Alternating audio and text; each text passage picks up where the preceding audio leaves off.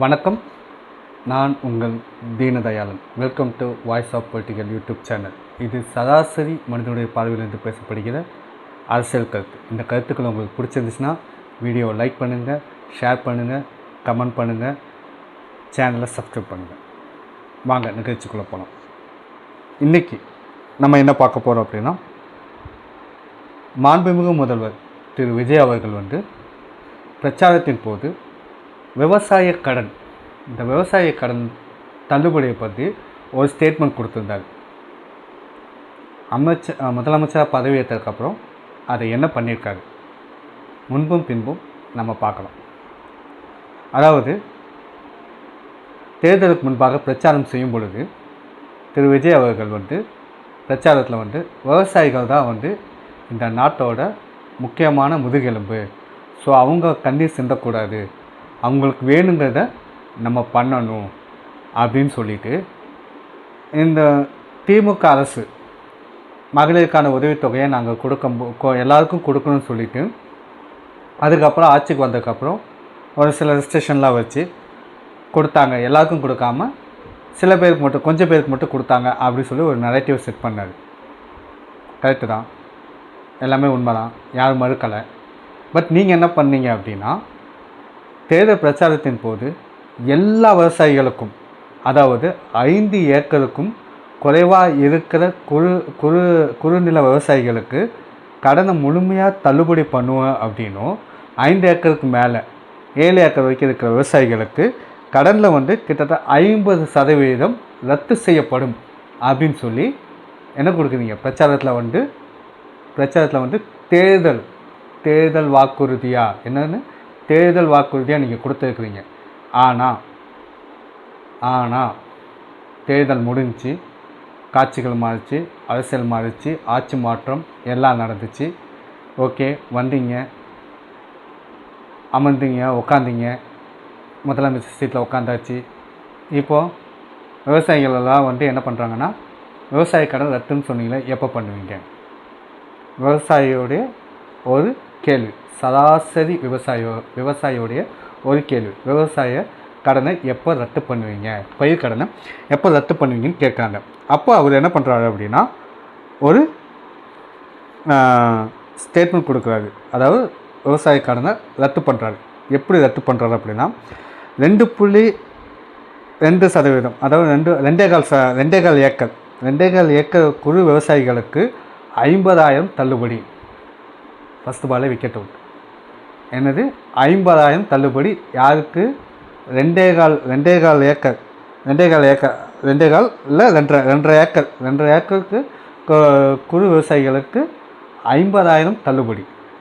5 acre வைத்துள்ள விவசாயிகளுக்கு 50,000 கடன் உள்ளவர்களுக்கு, அதாவது 5 ஏக்கர் வச்சுருக்காங்க, அவங்களுக்கு 50,000 கடன் இருக்குது அப்படின்னா, கூட்டுறவு சங்கத்தில் 50,000 கடன் வாங்கியிருந்தாங்கன்னா அதில் 50% அப்படின்னா என்ன, 25,000 தான் தள்ளுபடி. ஃபினிஷ்.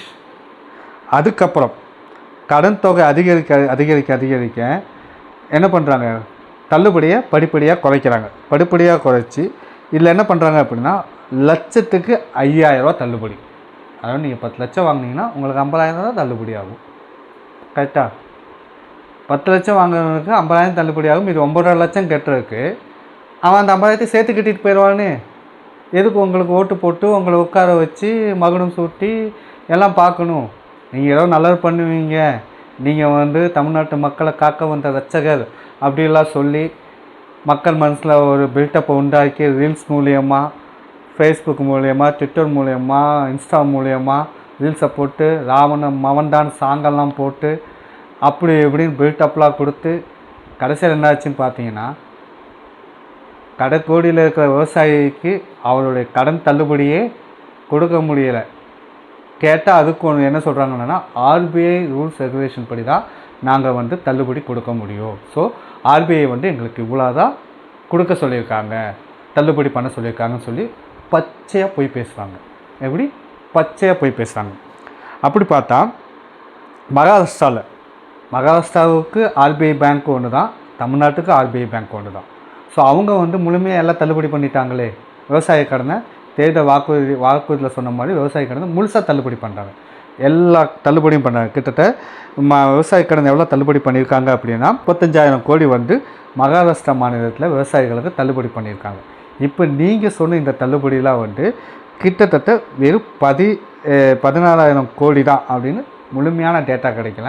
ஆனால் 14,000 கோடி தான் வந்து தள்ளுபடி ஆகுதுன்னு சொல்லி விவசாயிகளை கதறாங்க. ஆனால் 35,000 கோடி தள்ளுபடி எங்கே இருக்குது, 14,000 கோடி தள்ளுபடி எங்கே இருக்குது? அதே மாநிலம்தான், நம்மளும் இந்தியாவுக்குள்ளே தான் இருக்கோம், அவங்களும் இந்தியாவுக்குள்ளே தான் இருக்கோம். அவங்களுக்கும் ஒரே RBI பேங்க் தான், ரிசர்வ் பேங்க் ஆஃப் இந்தியா ஒன்று தான், நமக்கு ரிசர்வ் பேங்க் ஆஃப் இந்தியா ஒன்று தான். அவங்களால தள்ளுபடி பண்ணும்போது ஏன் தமிழ்நாடு அரசால் தள்ளுபடி பண்ண முடியல? அதாவது திரு விஜய் அவர்கள் பொறுப்பேற்று தமிழ்நாடு அரசால் தாவேக அரசால் ஏன் தள்ளுபடி பண்ண முடியலை அப்படின்னு விவசாயிகள் கேள்வி கேட்குறாங்க. அங்கங்கே வந்து போராட்டம் பண்ணுறாங்க. மகாராஷ்டிராவோட கடன் சுமை வந்து கிட்டத்தட்ட சுமார் 9,70,000 கோடி கடன் இருக்குது அப்படின்னும், தமிழ்நாடு அரசு வந்து 10 லட்சம் கோடி கடன் இருக்கும் அப்படின்னு நம்ம ரிப்போர்ட்ஸ் சொன்னாலுமே அவங்களால பண்ண முடியும்போது கிட்டத்தட்ட 2 பேரும் ஈக்குவலாக தான் இருக்கும். அவங்களால பண்ண முடியும்போது நம்மளால் ஏன் முடியலை, தமிழ்நாடு அரசால் ஏன் முடியலை அப்படின்னு பல விவசாயிகள் கேள்வி கேட்குறாங்க.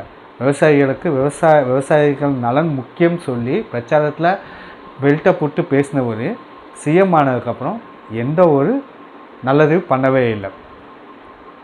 இதெல்லாம் பார்க்கும் பொழுது விவசாயிகளுக்கு வந்து திமுக அரசு நிறையவே நல்லது பண்ணியிருக்கு. என் நினைவுக்கு தெரிஞ்சு, அதாவது என்ன பண்ணியிருக்காங்கன்னா, விவசாயிகளுக்கு அந்த பம்பு மோட்டார், விவசாயிகளுக்கு மின்சாரம் வந்து இலவசமாக கொடுத்துருக்காங்க. கடந்த காலங்களில் கடன் தள்ளுபடி பண்ணியிருக்காங்க. விவசாயிகள் வந்து ரொம்ப முக்கியமானவங்க, தமிழ்நாட்டோட முதுகெலும்பு, தமிழ்நாட்டோட ஆணி வேர் அப்படின்னு சொல்லி அவங்க வந்து திமுக அரசாங்கம் வந்து அவங்கள வந்து உரிய மரியாதை கொடுக்கணும்னு சொல்லி எல்லா விஷயத்துலையுமே, சில அங்கங்கே குறைபாடுகள் இருந்தாலும் முடிஞ்ச அளவுக்கு அவங்களால என்ன பண்ண முடியுமோ அத்தனையுமே அவங்க விவசாயிகளுக்கு வேணுங்கிற நல்லதை பண்ணினாங்க. அப்படி இருக்கும் பொழுது ஏன் தாவேக அரசால் இதை பண்ண முடியல?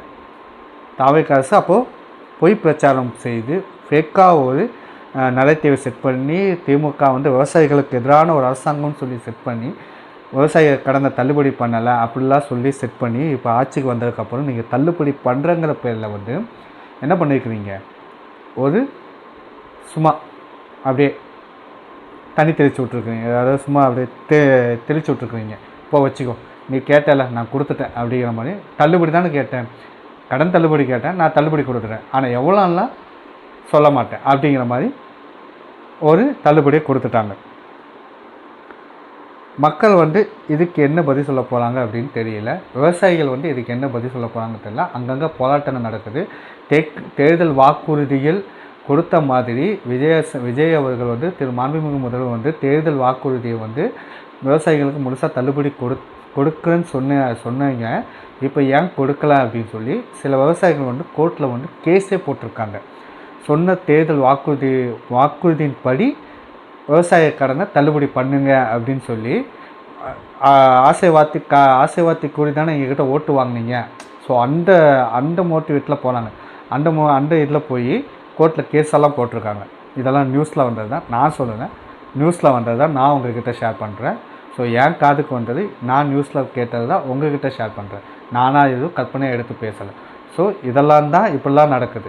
விஜய் அவர்கள் விவசாயிகளுக்கு நல்லது செய்வாரா செய்ய மாட்டாரா, இல்லை நல்லது செய்கிற மாதிரி செஞ்சுட்டு அப்படியே ஒதுங்கிடுவாரா?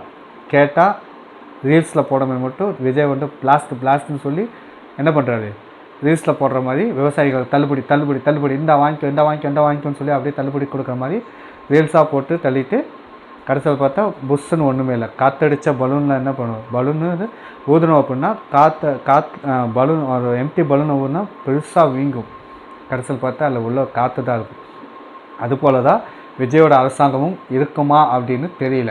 இவங்க ரீல்ஸில் சொல்கிற மாதிரி, ரீல்ஸில் போஸ்ட் போடுற மாதிரி பிரம்மாண்டமான ஒரு அரசாங்கம், பிரம்மாண்டமாக மக்களுக்கு நல்லது செய்கிற அரசாங்கம், விவசாயிகளுக்கு நல்லது செய்கிற அரசாங்கம்னு சொல்லி பில்டப்பாக ரீல்ஸ் போட்டு கடைசியில் பார்த்தா உள்ளே ஒன்றுமே இல்லை.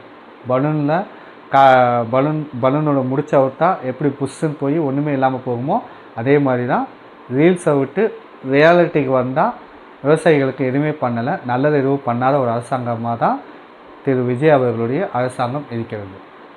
மக்கள் நீங்கள் இதை சிந்திங்க.